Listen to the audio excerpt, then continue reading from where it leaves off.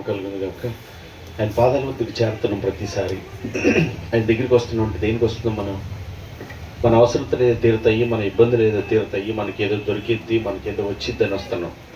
వాళ్ళు చాలామంది దేవుని సన్నిధికి వచ్చేది ఏంటంటే ఏవో ఆవృత్తి, ఏదో అద్భుతాలు జరుగుతాయి, ఏదో ఆశ్చర్యాలు జరుగుతాయి, ఏదో దొరికిద్ది, ఏదో అని వస్తున్నారు. కానీ దేనికి రమ్మంటున్నాడు? దేవుని సన్నిధికి మన ప్రవర్తనని సరిచేసుకోవటానికి. ఏ పోలికనైతే, ఏ స్వరూప్యాన్ని అయితే మనం కోల్పోయామో ఆ పోలికని, సౌరభ్యాన్ని తిరిగి దయచేయడానికి ఏం చేశాడు? దేవుని సన్నిధికి తీసుకొచ్చి నేను ఇలాగ ఉండమని చెప్తున్నాను, నువ్వు అలాగ ఉండటానికి ఇష్టపడతావా అని మన ముందు పెడుతున్నాను. ఎవరైతే ఇష్టపడుతున్నారో అలాగ మార్చడానికి ఆయన కృప చూపించి, ఆయన కృప చేత వాళ్ళలాగా సిద్ధపరుస్తున్నాడు. లేదు నేను అలాగ విన్నో, నా ఇష్టం వచ్చినట్లు నేను వింటాను అని అంటే ఇంత రాయబడిన మాటలు తెలుసా?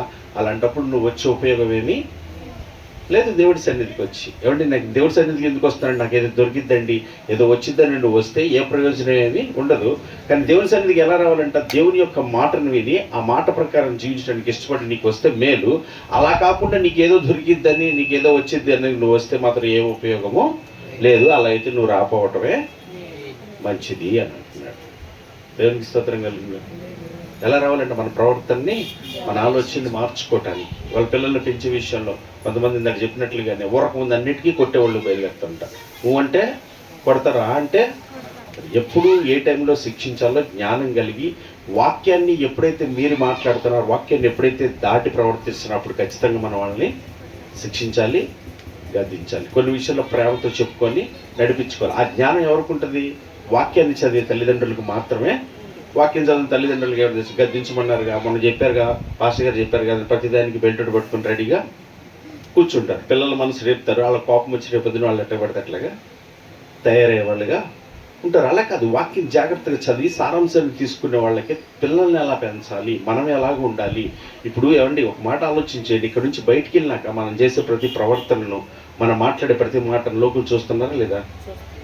చూస్తున్నారు లేదా? ఆ ప్రవర్తన క్రీస్తుని కనపరచడం అంటే ఏంటి? తెల్లబట్టలను బైబిల్ నల్లబైబిల్ చూపించడం అందరికీ. అది ఆ నడతని, ఆ మాటల్ని, ఆ ఆలోచనలను, ఆ చేసే సహాయాన్ని, చూపించే ప్రేమను ఏం చేస్తున్నారు? వాళ్ళు చూస్తున్నారు. ఇవాళ అది కనపరిచేవాళ్ళు లేరు. చర్చిలకు వెళ్ళే వాళ్ళు ఉన్నారు.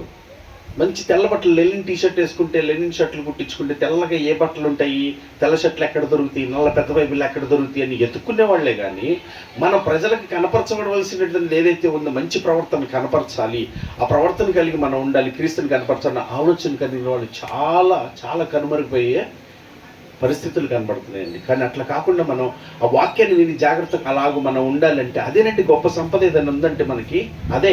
ఆ నీతిని అనుసరించడం వల్ల నీతి మంత్రులు ఎలా ఉంటాడంట? సింహం వలె.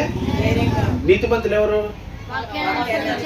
బాప్తిజం తీసుకునేవాళ్ళు కదా, చర్చిలకు వచ్చేవాళ్ళు కదా, ఉపవాస ప్రార్థన చేసేవాళ్ళు కదా, మంచి మంచి బాగు చేసేవాళ్ళు కదా. ఎవరంట? అనుసరించి నడిచే వాళ్ళే నీతి మంత్రులు. వాళ్ళు సింహము వలె ధైర్యంగా ఉంటారు. దేవుని ఒక వాక్యాన్ని ఎప్పుడైతే విని జాగ్రత్తగా నడుచుకుంటావు నువ్వు, అప్పుడు నీలో ఉంటుంది ధైర్యం, నిబ్రత, నిరీక్షణ. ఏదో దొరికిద్ది, ఏదో అవుతుంది, ఏదో జరిగిపోతే, అద్భుతాలు జరుగుతాయి, ఆశ్చర్యాలు జరుగుతాయి అని వస్తే చేసిన అద్భుతమే తెలియట్లా, చేసిన ఆశ్చర్యమే. ఏం చేశాడు అద్భుతం నీకు?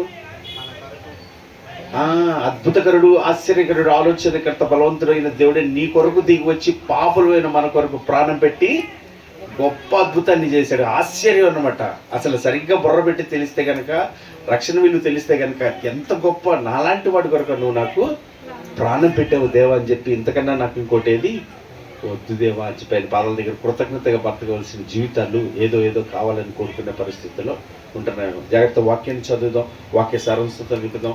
మన ఆత్మీయ జీవితాలని, మన కుటుంబాలని, మనకి ఇచ్చిన పరిచయాన్ని నడిపించాలని, వాక్యానుసారంగా నడిపించే విధంగా ఆయన మనల్ని కృప చూపి నడిపించింది. ప్రార్థించేద్దాం. కళ్ళు మూసుకున్నట్లయితే ప్రార్థన చేసుకొని వీటిని ముగించుకుందాం. ప్రతి ఒక్కరూ ఏకీవిధం. పరిశుద్ధుడైన తండ్రి, క్రీస్తునందున ఆయన మీకు వందనాలు, స్తోత్రాలు చెల్లిస్తున్నా. మరొకసారి బైబిల్ స్టడీ ద్వారా మీరు మమ్మల్ని బలపరిచిన విధానాన్ని బట్టి మీకు స్తోత్రాలు నా తండ్రి. మాకు ఇచ్చినటువంటి పిల్లల్ని, కుటుంబాన్ని, పరిచయాన్ని ఏ రీతిగా నడిపించాలో మేము ఎలా ప్రవర్తించాలో వాక్యానుసారంగా నాయన మీరు మాకు నేర్పిస్తున్న విధమంతటిని బట్టి స్తోత్రాలు. విని విడిచిపెట్టే వాళ్ళగా కాకుండా విని మా హృదయంలో చేర్చుకొని ఆ రీతిగా జీవించాలి అని ఆశ కలిగిన వారిగా ఉండటకు సహాయం చేయండి అయ్యా. వినుటకు మట్టుకు విందరే కానీ ఏమాత్రం గ్రహించనే అంటున్నారు నాయన. అటు గ్రహింపగలిగిన జ్ఞానాన్ని మాకు దయచేయండి. జ్ఞానం లేని ఎడలా మిమ్మల్ని అడగమన్నారు నాయన. ఇక మీ పాదాల వద్ద అందరూ నాయన నీ వాక్యంను గురించిన పరిపూర్ణమైన జ్ఞానమును మాకు దయచేసి సత్యంను అనుసరించి నడుచుట ఎటులో మాకు నేర్పించండి. అన్నిట్లో మీ కృపని మీ సహాయాన్ని కోరుకుంటూ ఉండగా మాలో వాక్యానికి విరుద్ధమైన ప్రతి క్రియలను తలంపులను ఆలోచన మన నుంచి దూరపరచండి నాయన. మాకేదో కావాలని మీ వద్దకు వచ్చేవారుగా కాక మీరు ఇచ్చిన గొప్ప రక్షణను నాయన అంతవరకు కొనసాగించుకుంటూ ఎటులో నీ వాక్యంలో సారాంశం చేత నింపబడినట్లుగా మమ్మల్ని అందరినీ మీ కృపతో నడిపించమని ప్రార్థన చేస్తున్నాను నాయన. వేడుకుంటున్నాను, స్తుతిస్తున్నాను నాయన. కృతజ్ఞతలు మీకు చెల్లిస్తున్నాను. ఈరోజు నాయన కుటుంబాలు ఎన్నో రకాలైన పరిస్థితులు, స్థితిగతులు, వ్యతిరేకతలు, పోరాటాల మధ్య ఉంటున్నారంటే సత్యమును అనుసరించి నడవకపోవటమే, సత్యాన్ని గ్రహించలేకపోవటమే, సత్యాన్ని హత్తుకోకపోవటమే తెలుసుకునే జ్ఞానం మీ ప్రజలను మాకు దయచేయండి నాయన.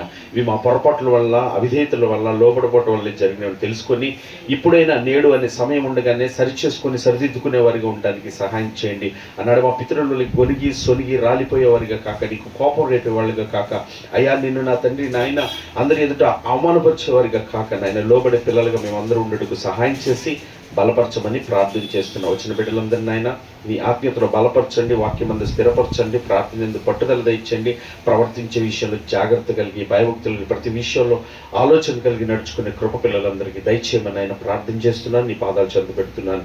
అలాగే వాక్యంతో దాసుడి కుటుంబాన్ని కూడా దీవించి మీ పనిలో మీ పరిచయంలో మీ నామ మహిమార్థం మీ ఆలోచన చొప్పున మీరే నడిపించమని ప్రార్థన చేస్తున్నాను. ఆయన తనకి ఇచ్చిన పని పరిచర్య అంతటినీ చివరి వరకు నమ్మకంగా నడిపించగల కృపా భాగ్యంను ఆ జ్ఞానమును మీరు సమృద్ధిగా దయచేసి నడిపించండి. ఈ పరిచర్య నీది ప్రజల్ని వాళ్ళనైనా ఈ ఆలోచనలు మాత్రమే ఇక్కడ జరుగుతున్న ప్రతి పరిచర్య జరిగించడానికి సహాయం చేయండి. జరిగిస్తున్న ప్రతి కూడిక మానవుని యొక్క జ్ఞానమును బట్టి ఆలోచనను బట్టి కాక నీ వాక్యానుసారంగా నడిపించబడటానికి కృప సహాయం చేయమని క్రీస్తునందు ప్రార్థన చేస్తున్న వేడుకుంటున్నా నాయన. ఈ ప్రాంత సంఘం దీపస్తంభమే అన్నారు నా తండ్రి నాయన. అయ్యా ఈ వెలుగు ఈ ప్రాంతం మీద ప్రకాశించినట్లుగా ఈ ప్రాంత ప్రజలను కనికరించండి. ఈ ప్రాంత ప్రజలను కనికరించండి. ప్రాంత ప్రజలను దయ చూపించండి. ఈ ప్రాంత ప్రజలను తెలిసి చేసిన పాపదోష అపరాధములను మన్నించండి నాయన. విడుదలను విమోచన ప్రసాదించండి. ప్రతి ఒక్క బిడ్డని దర్శించండి. వారికున్న బంధకాలు బలహీనతలను విడిపించండి నా తండ్రి. చీకటి క్రియలను విడిచి, అంధకార క్రియలను విడిచి అయ్యా వెలుగు సంబంధులుగా ఉండినట్లుగా నా తండ్రి ఈ ఆశ్చర్యకరమైన వెలుగులకు ఆకర్షించబడటానికి సహాయం చేయమని ఆయన ప్రార్థన చేస్తున్నాను. ఈ ప్రాంతంలో అల్లర్లు, గొడవలు నా తండ్రి రేపుతూ నా తండ్రి మాటికి అనేక రకాలైనటువంటి పరిస్థితులు నడుతున్నటువంటి ప్రతి చీకటి క్రియలను తొలగించి సత్యమందును ఆయన ప్రతిష్ఠించబడటానికి నీవే కృపతో కాపాడి కనికరించి సహాయం చేయని పాదాలు చెంత పెడుతూ నీ కృపని కోరుకుంటూ అయ్యా ఈ బైబిల్ స్టడీ ఈ రీతిగా జరిగించినందుకు కృతజ్ఞతాస్తుతులు మీకు చెల్లిస్తూ మరొక పర్యాయం మీ సన్నిధికి వచ్చినప్పుడు సత్యమును జాగ్రత్తగా అనుసరించి నడిచే పిల్లలుగా ఉండటానికి మీ కృపని సహాయాన్ని మీ ఆత్మ నడుపుని కోరుకుంటూ మీ పాదాలు చెంత పెడుతూ మాకు అసాధ్యంలే నీకు సమస్తము సాధ్యం అండి చేటుకు శక్తి కలిగిన మా తండ్రి నీకు అప్పగించుకుంటూ యేసుక్రీస్తు అతి శ్రేష్టమైన నామమున ప్రార్థించి అడుగుచున్నాను పరమ తండ్రి. ఆమేన్. పరలోకమందున మా తండ్రి మీ నామం పరిశుద్ధపరచబడును గాక, మీ రాజ్యం మాకు వచ్చును గాక, మీ చిత్తం పరలోకమందు నెరవేర్చున్నట్లు భూమి అందు నెరవేరును గాక. కావలసిన దినహారం నేడు మీరు మాకు దయచేయమ తండ్రి. మేడల ప్రార్థన చేసిన వారిని మీరు క్షమించలాగున మా ప్రార్థనలు క్షమించండి. మన శోధనలోనికి తేక కీడుల నుంచి తప్పించండి. ఎందుకంటే రాజ్యము, బలము, శక్తి, మహిమ నిరంతరం నీవే ఉన్నావు తండ్రి. ఆమేన్. ఆశీర్వాదంతో ముగించుకుందాం. సర్వ సృష్టికర్త అయిన మన తండ్రి అయిన దేవుని ప్రేమయు, సర్వమానవాళి రక్షకుడైన మన ప్రభువైన యేసుక్రీస్తు కృపయు, మనల్ని ఆదరించి బలపరిచి మన తండ్రి చేతులను జరిగించే పరిశుద్ధాత్మ యొక్క నేను సహవాసము, సన్నిధి, సహాయం కూడి ఉన్న మనకును ఈ ప్రాంత ప్రజలకును ప్రార్థించిన బిడ్డలకు సకల జనులకు సకల పరిశుద్ధులు సదా తోడుగుండి ఆయన ఆత్మచేతని ఆయన చిత్తమునే జరిగించును గాక. ఆమేన్. కృప మీ అందరికీ తోడే ఉండును గాక. మీ బలహీనతలను ఆయన బలమును పరిపూర్ణపరిచి సత్యమును అనుసరించి నడిచే భాగ్యం ఆయన మీకు దయచేయును గాక. God bless you all. దేవుడు మిమ్మల్ని దీవించును గాక.